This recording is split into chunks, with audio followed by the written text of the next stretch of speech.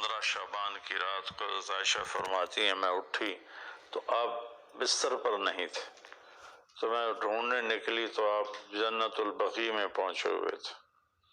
تو آپ نے دیکھ کر کہا عائشہ تو کیا سمجھتی ہے کہ اللہ اس کا رسول تمہارے ساتھ خیانت کریں گے؟ میں تو بقیع والوں کے لیے آیا تھا دعا کرنے۔ پھر آپ نے فرمایا آج کی رات وہ رات ہے جس میں اللہ تبارک و تعالی بنو کلب ایک قبیلہ ہے جن کے پاس بھیڑ بکریاں بہت زیادہ تھیں، کہا عائشہ جتنی بنو کلب کی بھیڑ بکریوں کے جسم پر بال ہیں ان بالوں کی تعداد کے برابر اللہ تعالیٰ اپنے بندوں کو مغفرت فرماتا ہے، جہنم سے خلاصی فرماتا ہے۔ اس پر شب برات اور شب مغفرت علماء نے اس کا نام رکھا، میرے نبی کی زبان سے یہ نام نہیں نکلا۔ تو اس کی یہ فضیلت ہے کہ اس میں اللہ تعالیٰ کی طرف سے بخشش کا نزول ہوتا ہے۔ باقی یہ جو کہتے ہیں کہ اس میں فرشتہ اترتا ہے اور سارے سال کا بجٹ بتاتا ہے اور سارے سال کے واقعات، یہ کسی حدیث میں میری نظر سے نہیں گزرا۔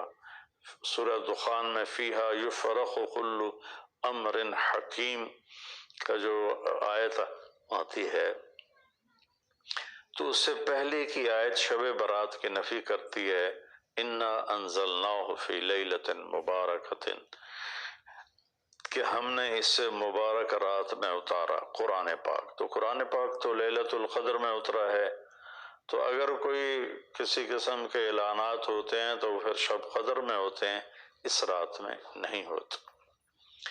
دوسرا یہ ہے کہ اس کے روزے اور بندگی کے بارے میں، شب قدر کی اللہ کے واسطے میری بات دھیان سے سنو، اللہ کی قسم کوئی خاص عبادت میرے نبی نے نہیں بتائی، لیلۃ القدر کی کوئی خاص عبادت میرے نبی نے نہیں فرمائی۔ حضرت عائشہ رضی اللہ عنہ نے پوچھا یا رسول اللہ اگر مجھے لیلۃ القدر نصیب ہو تو میں کیا کروں؟ کہ یہ دعا پڑھو اللہم انک عفو تحب العفو فاعف عنی، اللہ تو معاف کرنے والا ہے، معافی کو پسند فرماتا ہے، مجھے معاف فرما۔ تو میرے نبی کی عبادت وہی 11 رکعت تہجد کے نوافل تھے، چاہے وہ شب قدر تھی، چاہے وہ شب برات تھی، چاہے وہ شب جمعہ تھی۔ تو اب اس کے نام پر لوگوں نے کیا کیا خرافہ، چونکہ ہم قرآن اور حدیث سے نہیں جڑے، کتابیں لکھی ہوئی ہیں، کس نے لکھی، اس کی سند کیا ہے، اس کی تمیز ہی کوئی نہیں ہے، تو وہ پھر بہت ہی زیادہ 4 رکعت پڑھو، پہلی رکعت میں یہ پڑھو، دوسری میں یہ پڑھو، تیسری میں یہ، چوتھی میں یہ سب بدعات ہیں، ان کا کوئی تعلق نہیں میرے نبی کے کسی بھی فرمان سے۔ میرے نبی نے صرف عبادت کا فرمایا ہے، عبادت تو شب قدر میں بھی کوئی خاص عمل نہیں۔ اور دوسری بات یہ کہ اگر آپ نے عبادت کرنی ہے تو مسجد نہیں گھر، مسجد نہیں گھر، مسجد نہیں گھر۔ میرے نبی نفلی بندگی گھر میں ادا فرماتے تھے۔ اب شب برات میں صلاۃ تسبیح کی جماعت ہو رہی ہوتی ہے، یہ کتنی بڑی نادانی کی بات ہے۔ نفلوں کی تو جماعت ہی نہیں ہوتی، تو یہ صلاۃ تسبیح کی جماعت کروا رہے ہوتے ہیں۔ نفلی عبادات کے بارے میں اللہ کے نبی کا طریقہ گھر میں پڑھنا ہے، اور اللہ کی طرف سے بھی ہمیں جو اشارہ ملتا ہے وَاذْكُرِ اسْمَ رَبِّكَ وَتَبَتَّلْ إِلَيْهِ تَبْتِيلًا، اپنے اللہ کو خوب یاد کریں اور لوگوں سے کٹ جائیں بالکل، اور سب سے کٹ کے آپ اپنے رب کو یاد کریں۔ وَمِنَ اللَّيْلِ فَتَهَجَّدْ بِهِ نَافِلَةً لَكَ عَسَىٰ أَن يَبْعَثَكَ رَبُّكَ مَقَامًا مَحْمُودًا فَإِذَا فَرَغْتَ فَانصَبْ وَإِلَىٰ رَبِّكَ فَارْغَب۔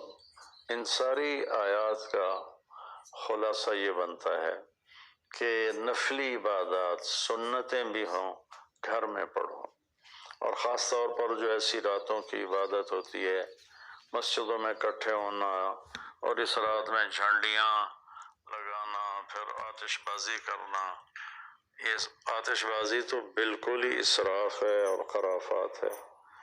تو میری گزارش ہے کہ میرے نبی کی جو سنت ہے آپ نفلی بندگی عبادات اپنے گھر میں فرمایا کرتے تھے۔ اس رات میں اگر آپ عبادت کرنا چاہتے ہیں مسجد کی بجائے گھر کو مسجد بنائیں، وَجْعَلُوا بُيُوتَكُمْ قِبْلَةً وَأَقِيمُوا الصَّلَاةَ۔ اللہ نے بنی اسرائیل سے فرمایا اپنے گھروں کو مسجد بنا لو اور نمازیں قائم کرو، تو ہم بھی اپنے گھروں کو خالی نہ چھوڑیں، اس میں اپنا ساری فیملی اکٹھی ہو کے نوافل کا اہتمام کرے۔ مسجد فرائض کے لیے ہے اور نوافل کے لیے گھر ہیں، تو امید ہے میری اس بات پہ آپ غور فرمائیں گے، ناراض نہیں ہوں گے۔